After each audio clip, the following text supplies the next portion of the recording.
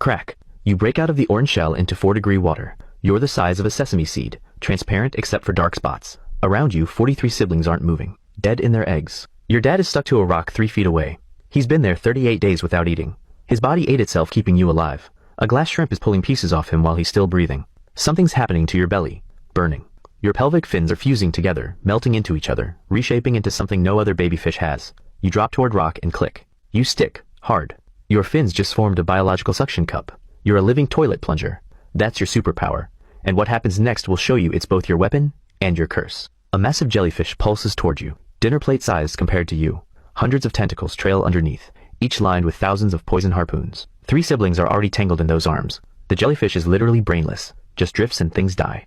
The tentacles sweep toward your rock. One brush is stone 3 millimeters from your face. Your cup is the only thing keeping you alive. If you let go to swim, you drift into those arms. If you stay, it might drift closer. The tentacles are coming close to you. Then a current pushes the jellyfish left. Pure luck. You learned something terrible. Your cup keeps you alive, but traps you when threats come.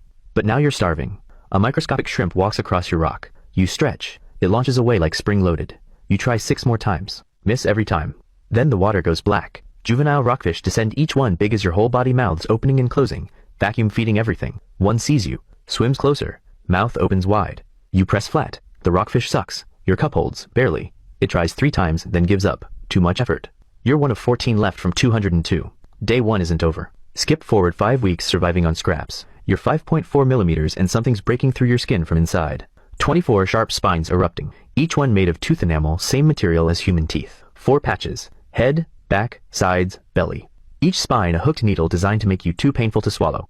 You think this protects you. It doesn't. It makes you slower when you need speed. Your body was already terrible, shaped like a ball. Tiny useless fins. Now you've added bumps that catch water like speed brakes. You just became 7 times worse at swimming than a smooth ball. You're crossing rock 6 inches and it feels like swimming through honey. Your fins paddle but you're tumbling sideways, spinning, 0 control. A sculpin rises below, giant mouth with tail attached, 3 inches long. You're 5.4 millimeters. It positions underneath your flailing path, mouth open waiting for physics to deliver you. You're sinking, spinning. The sculpin's mouth getting closer. Last second you tuck everything and drop. Suddenly you're a rock falling straight down. You hit seafloor 3 inches left of its mouth. Your cup slams down 12 pounds per square inch. The sculpin tries sucking you off. Your spines stab its lips. After 6 attempts, it gives up. You survived but cracked 2 armor plates. That crack will never heal.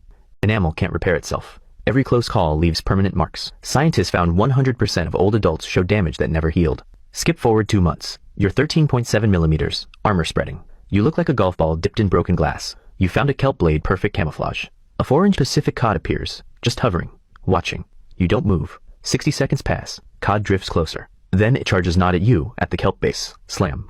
The plant shakes violently. Your cup starts slipping on slimy kelp. Cod backs off. Watches. It learned this trick. Shake the plant, bumpy fish falls, easy meal. It charges again. Harder. Your cup loses contact. You're sliding down like a water slide, trying to reattach but mucus makes it impossible. You reach the edge and drop. Open water, worst place possible. Cod approaching from below, mouth opening. You're tumbling, can't steer. You spot barnacles 15 feet away. Throw your body toward them. Not swimming, just flailing. The cod tracks you easily. It's going to intercept you. A huge shadow crosses above. Cod flinches and aborts. You tumble past where its mouth was and slam into barnacles. Cup grabs rough shells. That shadow was a 300-kilogram sea lion that eats both lumpsuckers and cod. Pure luck saved you. 2 new armor cracks. You're 3 months old. Skip forward 3 months. Your adult size 2.5 centimeters. Armor complete. You're less draggy now. Bumps create flow like golf ball dimples. But you still have one massive problem. You cannot swim. Not you're bad. You literally cannot control where you go. No air bladder. Round body catches every current wrong. Your fins are pathetic. Scientists watching lumpsuckers used words like comically poor and rubber ball with eyes. You're sit and wait now. Today, 1 worm. Yesterday, 2 shrimp.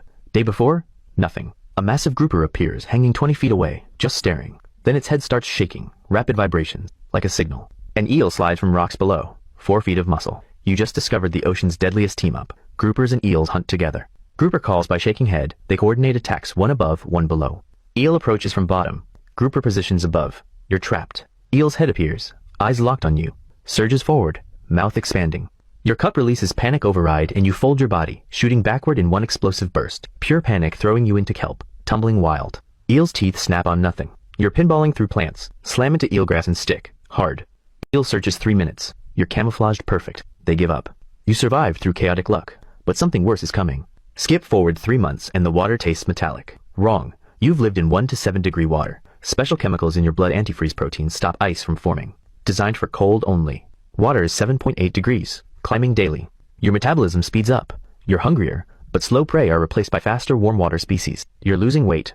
Those antifreeze proteins start breaking down. Above 7.5 degrees, they unfold, literally fall apart.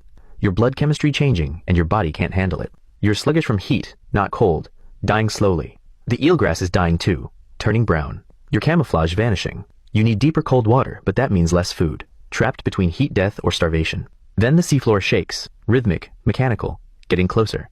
A trawl net appears, 15 feet tall between two 400-pound metal doors with rubber wheels, supposedly targeting open water fish but dragging across bottom, crushing everything. The left door passes 3 feet away. The pressure wave rips you off like paper. Your cup was holding incredible force, but turbulence overwhelms it. You tumble into debris, shredded kelp, crushed crabs, disoriented fish. Can't tell up from down. The net passes over you by pure luck. When water clears, everything's gone. Rocks where you hatched, kelp where you hunted, eelgrass where you hid, destroyed. Desert of scraped mud. 20 lumpsuckers scattered, some dead, some injured. A lancefish appears, swallows 3 in under a minute.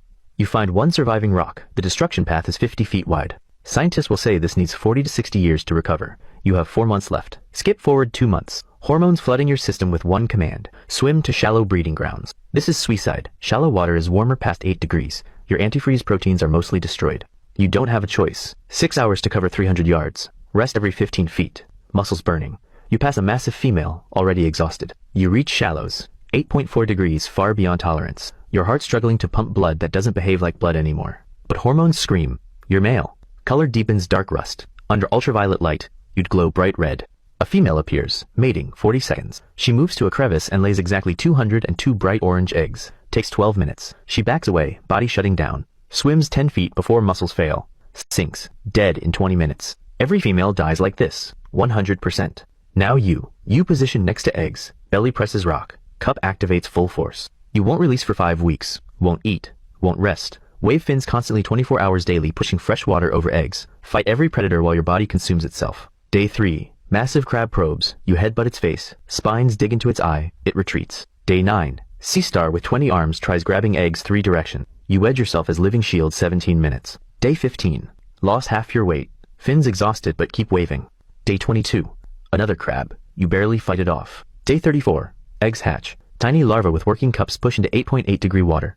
They attach to nearby rocks. Your program complete. Day 35. Cup releases first time in 5 weeks. You try swimming but muscles are gone. You consume them. You drift. Day 36. Glass shrimp finds you floating. You're still alive but helpless. Shrimp starts eating your fins. You're aware of it, can feel it, can't do anything. This is how every male dies. 100%. Guard eggs without eating 5 weeks, then die. Somewhere above, scientists collecting climate data. They know lumpsuckers declining. You're listed least concern because you're not valuable. Your 187 offspring face the gauntlet now. Maybe 2 survive to breeding age. They'll reproduce once, guard without eating, die the same way.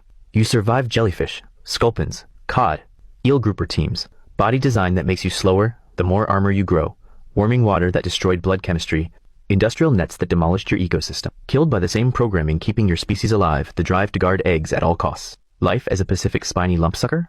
Born with a suction cup that saves you daily, grow armor that makes you slower, can't swim to save your life, die sacrificing everything for offspring facing impossible odds. And there's an animal with an even worse deal. Watch that next.